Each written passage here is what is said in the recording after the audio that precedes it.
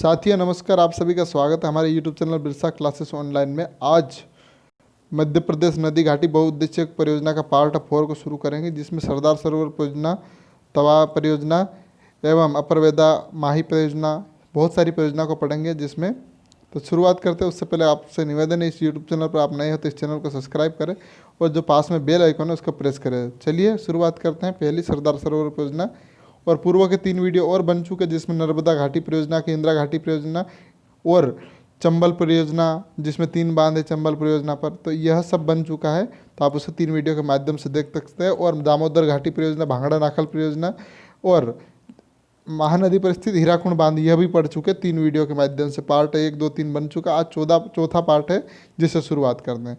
चलिए अब सरदार सरोवर परियोजना की बात करते हैं। तो ये मध्य प्रदेश की जो इंदिरा सागर परियोजना, इसका नर्मदा नदी परियोजना, नर्मदा नदी घाटी बहुउद्देश्य परियोजना का दूसरा उप परियोजना है। पहली कौन सी? इंदिरा घाटी परियोजना, और दूसरी सरदार सरोवर परियोजना। हम डिटेल में देखते हैं। तो इस योजना का सर्वप्रथम सपना किसने देखा? देश के प्रथम गृह मंत्री सरदार वल्लभ भाई पटेल ने देखा। किंतु इसे मूर्त देने का कार्य किसने किया? पंडित जवाहरलाल नेहरू ने 1961 में किया गया। और इस योजना के तहत बने बांध गुजरात के नौगांव में बनाया गया, जो शुरुआत से ही अपनी ऊंचाई को लेकर विवाद में रहा। और यहाँ पर हाल ही में केवड़िया गांव जो चर्चित है, यहाँ पर गांव के लोगों को विस्थापित किया जा रहा है, तो यह विवादित चल रहा है अभी फिलहाल में, ये चर्चित है, जिसे आप नोट कर लीजिएगा। केवड़िया गांव गुजरात में स्थित है। और यहाँ पर देखिए 17 सितंबर 2017 को नरेंद्र मोदी द्वारा इस बांध की उद्घाटन किया गया। इसका उद्घाटन किया 17 सितंबर 2017 को।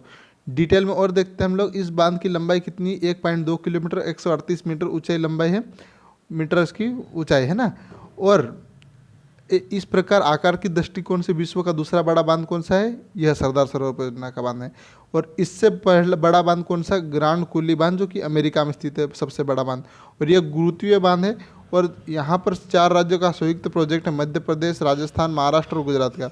किंतु मध्य प्रदेश की हिस्सेदारी सबसे ज़्यादा है। कितनी है? 57%। ये मोस्ट IMP है। ये प्रश्न पूछा जा सकता है कि सरदार सरोवर परियोजना में मध्य प्रदेश की कितनी हिस्सेदारी, तो आपका उत्तर क्या होना चाहिए? 57%। चलिए मानचित्र में देखते हैं। तो यह नर्मदा नदी अमरकंटक से निकलती है, अनूपपुर जिले से। और यहाँ पर बांध स्थित कहाँ पर है? गुजरात में। ये यहाँ पर सरदार सरोवर परियोजना बांध स्थित है। और यह सब इस प्रकार से। और मध्य प्रदेश में नर्मदा नदी की लंबाई कितनी है? 1077। और गुजरात में कितनी है? 161 किलोमीटर। महाराष्ट्र में 74। और इस प्रकार मध्य प्रदेश की नर्मदा नदी की लंबाई कितनी है? 13-12 किलोमीटर कुल लंबाई। ये देख सकते हैं आप। इतनी जानकारी आपको नर्मदा नदी से मिल गई।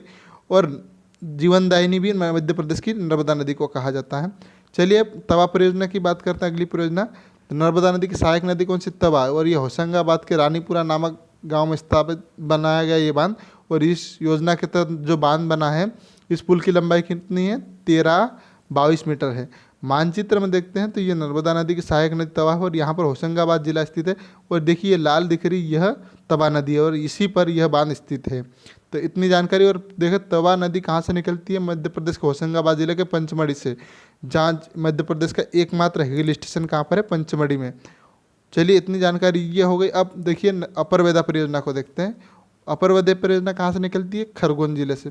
और कौन सी नदी? सहायक नदी वेदा नदी से निकलती है। और देखिए ये वेदा नदी के स्थान पर आप इसे देख लीजिए, माही परियोजना देख लीजिए। माही परियोजना है ना, माफ़ी चाहूँगा टाइप करने में कुछ गलती हो गई मुझसे। और ये धार जिले से निकलती है, सरदारपुर से माही नदी। और इस पर ये माही नदी पर स्थित है। लोअर गोई परियोजना कहाँ पर है? बड़वानी जिले में स्थित है। और नर्मदा नदी की सहायक कौन सी है? लोअर गोई नदी पर स्थित है। और मान परियोजना नर्मदा नदी की सहायक नदी मान नदी पर स्थित है, जो कि धार के मनावर जीराबाद में स्थित है। अब इन चारों परियोजनाओं को मानचित्र के माध्यम से समझेंगे। तो चलिए, जो नर्मदा नदी बह रही है, यहाँ पर हो गया हमारा तवा परियोजना। अब कौन सी? खरगोन में अपर वेदा परियोजना। ये खरगोन जिला है, जहाँ पर ये लाल दिख रही, ये अपर वेदा नदी, और इसी नदी पर अपर वेदा परियोजना है। अब अगली परियोजना की बात करते हैं, कौन सी है? मान परियोजना। तो मान ये धार जिले से निकल रही है नदी, तो ये धार जिला है, यहाँ पर मान परियोजना है सरदारपुर, मनावर के पास में जीराबद में। अब अगली परियोजना कौन सी है? लोअर गोई परियोजना। तो ये बड़वानी जिला है, जहाँ पर देख सकते हैं आप, बड़वानी में लोअर गोई परियोजना है। अब अगली परियोजना की बात करते हैं, कौन सी? माही परियोजना। तो माही परियोजना माही नदी पर स्थित है, और माही नदी कर्क रेखा को 2 बार काटती है।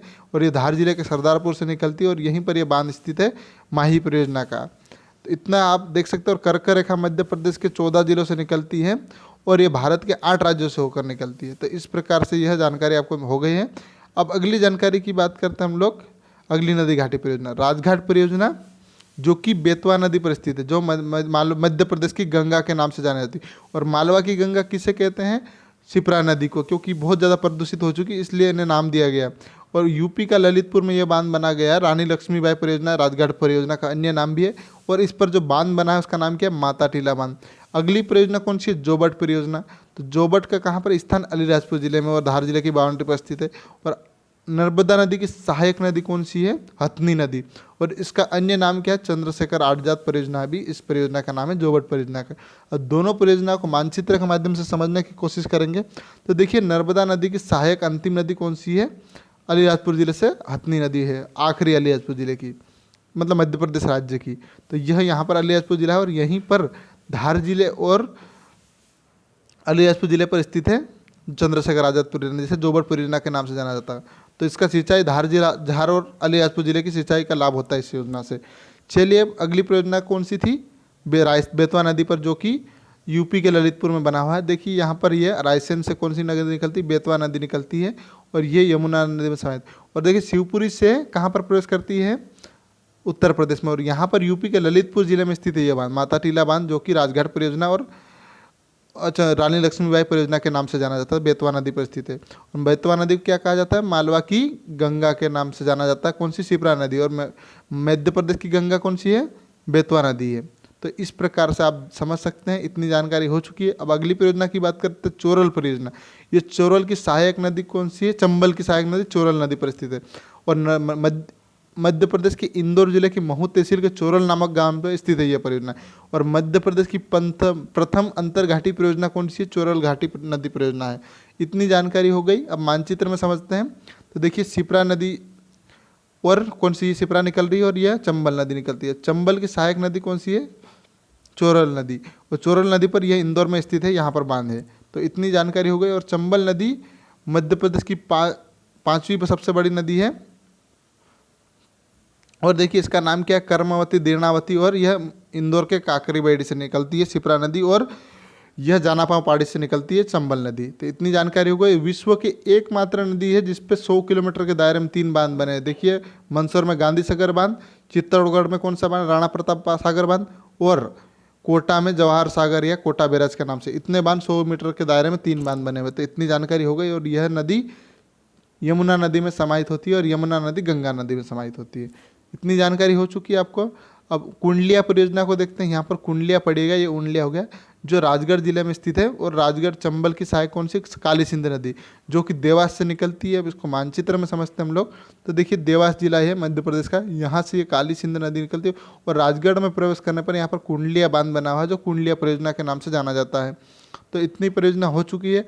अब परियोजना का वीडियो आखिरी यहीं समाप्त करते हैं हम लोग। वीडियो पसंद आता तो लाइक और शेयर जरूर करें। अगला पार्ट हम लोग मध्य प्रदेश के किले पढ़ेंगे, जिसमें बहुत सारी रोचक जानकारी मिलेगी, उसे देखना मत भूलिएगा।